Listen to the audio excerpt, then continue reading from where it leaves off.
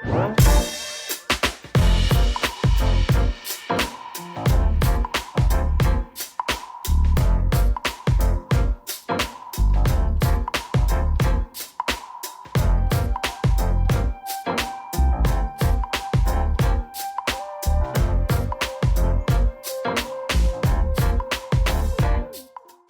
there, welcome back to the podcast. If this is your first time tuning in, then I'm glad that you're here. And if you're a returning listener, well, you clearly have excellent taste. Today's episode is one that, honestly, I wish someone had made me listen to years ago, because it would have saved me from so many awkward small talk spirals and surface level conversations that went absolutely nowhere. We're talking about how to go deeper in conversation, how to make people light up, open up, and actually enjoy talking to you, and therefore you will enjoy talking to them. If you have ever felt like your interactions stay frustratingly shallow, like you're skating on the surface but never quite breaking through, you're not alone. Most people are stuck in conversational purgatory because they're unknowingly missing a few key skills that can transform the way they connect with others. In today's episode, we're covering 6 of those.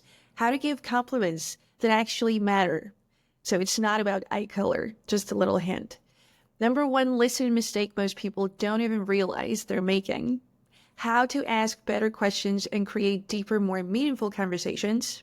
How different conversation styles impact connection and how it's important to adapt. Why black and white thinking kills good conversation. And lastly, how to keep small talk from going stale and create motion in conversation. These insights come from Better Small Talk by Patrick King, a book that's packed with practical strategies for making conversations richer and more engaging. So I thought I'd summarize some of this stuff for you and present you with some examples. Whether you're someone who dreads small talk or you already love deep conversations and you just want to get better at them, this episode is for you.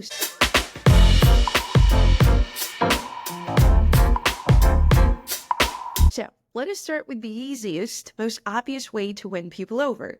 Compliments. A very much natural part of the American conversational culture, for that matter. Now, we all know that compliments make people feel good, right?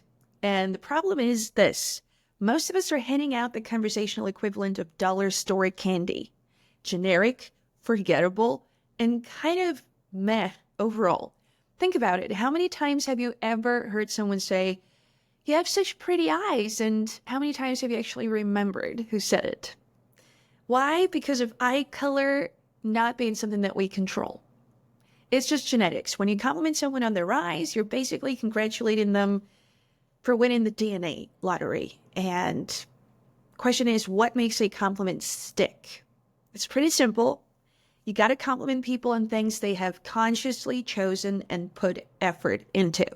So instead of "I love your hair," which by the way is totally fine, never ever restrain yourself from saying "I love your hair," okay? So if you want to go deeper, just go for something like, "The way you style your hair, like it really fits your personality. It's bold and fun. I love it." Or instead of "cool jacket," right? I don't know. "I love that jacket. Looks like something a 70s rock star would wear." Is that the vibe you were going for? Or like, what's going on here? This is so cool. So that is pretty much the difference. When you acknowledge the choices someone has made, their style, their phrasing, their perspective, you're not just throwing out a casual compliment. You're validating who they are, and that is what makes people remember you and want to talk to you some more. But let's take it a step further, right? Compliments don't just have to be about style or physical presentation. Some of the most impactful compliments, in fact, are about someone's character, mindset, unique habits. Like, have you noticed that someone always makes an effort to include others in a group setting? You gotta tell them, like, say something like, "I really admire how you always make sure everyone feels included." It's such a rare quality, right? Or maybe they have a way of explaining things that makes even very complex things sound fascinating and easy to understand. Let them know, like, you have this amazing ability to break things down in a way that makes them easy to understand. Have you ever thought about teaching? Or, "I bet you're a teacher," whatever it is you want to go for. These kinds of compliments land hard because they affirm someone's identity. And that in and of itself is way deeper than someone's eye color.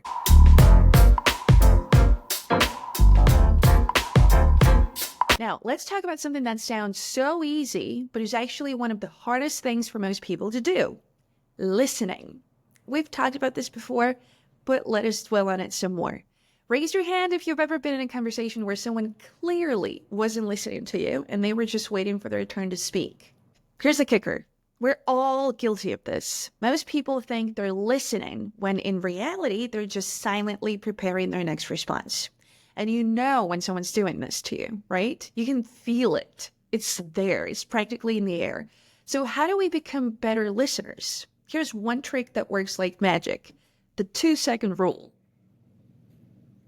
After someone finishes speaking, pause for 2 full seconds before you respond. Why? Because it forces you to actually process what they said, instead of just reacting on autopilot, which is something we do a lot. It also makes the other person feel heard, which, surprise, surprise, makes them like you more. You know how it goes. You are also one of the people who's, being listened to or not being listened to, and that very much affects your outlook as to how this conversation is going and what kind of person is standing in front of you. So if you want to really level up your listening game, you gotta go for encouraging cues, right? Simple phrases that show that you're engaged. Interesting. Tell me more. I love saying tell me more. Just inviting someone to really get into something that they are personally passionate about. That's fascinating. What made you think that? Like, give me the prequel to how you got here. And again, it doesn't mean they're going to deliver a lecture on whatever it is that's being discussed, right? But they are going to probably dig for some insights within themselves to share with you. And it becomes interesting for whoever's talking and whoever's listening, whoever's inside that circle, right? Or I like this one. I never thought about it that way, right? Again, saying, you know what? This is different for me. So of course I'm interested in listening. And of course I'm interested in hearing more. How did you come to that conclusion? Give me the train of thought. When people feel heard, they trust you more, naturally. They open up more, and suddenly your conversations aren't just small talk anymore, right? They're real, meaningful connections. You got to get there.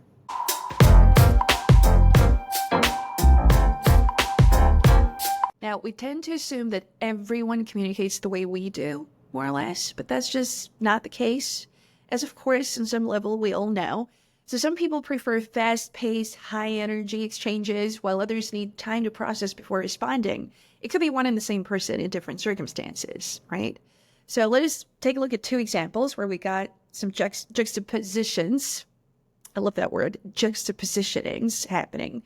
So we got fast-paced versus thoughtful responders. If you're someone who loves quick back and forth kind of banter, but the person that you're talking to pauses before responding, they're more thoughtful, they're really taking their time, instead of assuming that they're disengaged, you could just recognize, okay, well, they just process things differently. I'm going to go with it. Or let's take a look at another example where we got playful teasing versus direct sincerity. Some people connect through joking and light roasting, but sometimes it's just not quite the time and place where the person is not quite there. They're not ready to be roasted by you, right? They just see teasing as criticism, and you want to be careful with that. You want to just really, pay attention. Pay attention to what the reaction is in terms of how their body responds, their face responds, for starters, right? You don't have to overdo it. The roasting, you got to be careful with it. Honest. Some people just don't realize that. So recognizing these differences, it makes you a better conversationalist because it helps you adapt to the person in front of you. And belonging, well, it can be there unless there's some adapting happening.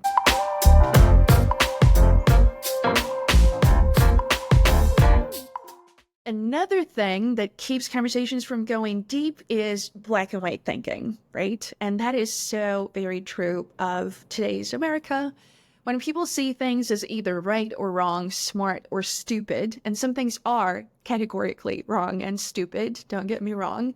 But if we got this whole, okay, good, bad, black, white, it just kills the space for curiosity, for conversation. And people have gotten really bad, I'll say the word, at conversing with one another when there's things just not clicking in terms of values, right? You want to try and understand the other person unless they are a straight out fascist, okay? So great conversations thrive on nuance. They leave room for exploration and not just conclusion. For instance, let's say someone mentions, you know what, I actually think that reality TV is fascinating. A black and white sort of autopilot response for a lot of us would be, it's trash. I don't get how anyone watches that. Well, it is not a very sweet thing to say. For starters, right, it shuts down the conversation. Like, there's got to be something to it. So a much better response would be, really, I never got into it. Like, I'm curious, what do you like about it? There is a huge difference. You got to really be curious, though, for a second. If not, then you're screwed. So one response closes the door, the other invites the person to share more. And this is what you want. You want sharing. When you let go of the need to immediately categorize, okay, smart, stupid, right, wrong, you open up richer, more open-ended conversations. You give yourself a chance to get to know the other person better. I mean, we all know that, and yet we refuse to open that door sometimes, and I'm going to encourage you to do that more often.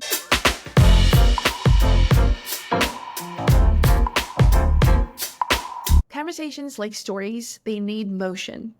Like, have you ever had a conversation that felt like it was going in circles, or like it just stalled out and awkwardly faded? And you're like, okay, how do I get out of this? Because it didn't have forward momentum, right? Patrick King points out that great conversations resemble compelling movies. There's movement, a shift from one point to another, right? So instead of crazy weather today, huh? Which again, definitely works, especially when you're in an elevator and you're just saying it because it's part of the culture and you're not really looking to get into it, right? But if you want to tell more, share more, get deeper, you could go with something like, oh, this reminds me of, the time that I got in a storm on a road trip a couple of years ago. Sure was something. Have you ever had a stuck in the rain moment? Again, read the room. Sometimes it is inappropriate to go this deep, honestly. But if you want the more, share more, talk more, you got to play with this. Or this has actually happened to me, right? Kind of a Proust questionnaire type phrasing. If you could only drink one type of coffee for the rest of your life, what would it be, right? And then it's just no longer about coffee at all. And there's not much to say about coffee unless, you got a gourmet type attitude to it. So why do these work better? Because they create what Patrick King calls the jumping off point, right? They give the other person something to work with and something to work off of. Instead of a dead-end yes or no question, like you're inviting them to open up, as in to incorporate all of their imagination for a couple minutes. It opens doors. So next time you feel a conversation stalling out, just ask yourself, how can I move this forward? What's the next natural step? A lot of it is very intuitive. So it's there. You just got to let it happen.